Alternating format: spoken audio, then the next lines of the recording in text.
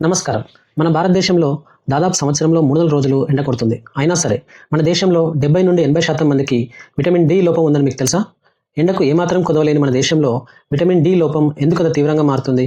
ఈరోజు వీడియోలో ఈ ఆసక్తికరమైన విషయాన్ని వివరంగా తెలుసుకుందాం. అసలు ముందుగా విటమిన్ డి అంటే ఏమిటో తెలుసుకుందాం.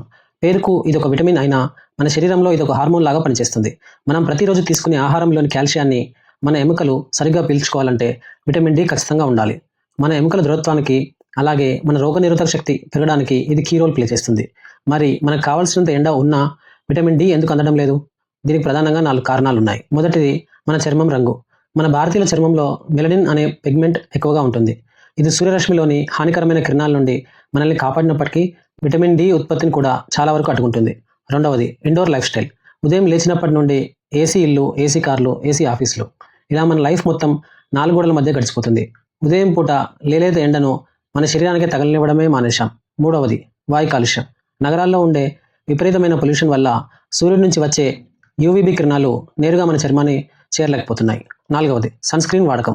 ఎండలోకి వెళ్ళేటప్పుడు సన్ స్క్రీన్ లోషన్స్ రాయడం, చర్మం మొత్తం కవర్ అయ్యేలా బట్టలు వేసుకోవడం వల్ల కూడా శరీరానికి విటమిన్ డి అందడం లేదు.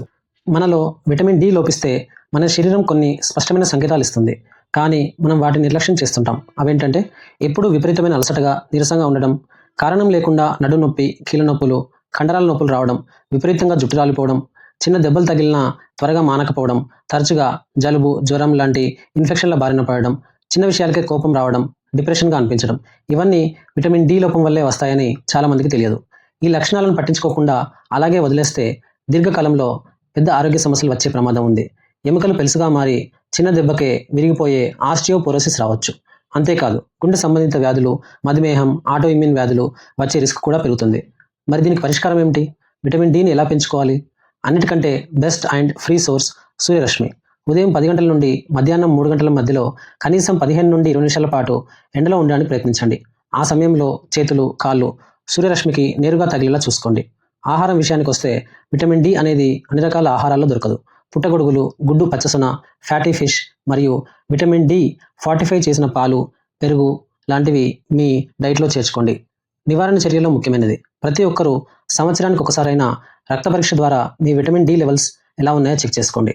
ఒకవేళ మీలో విటమిన్ డి మరీ తక్కువగా ఉంటే డాక్టర్ సలహా మేరకు సప్లిమెంట్స్ వాడడం చాలా అవసరం. సో అదండి విషయం.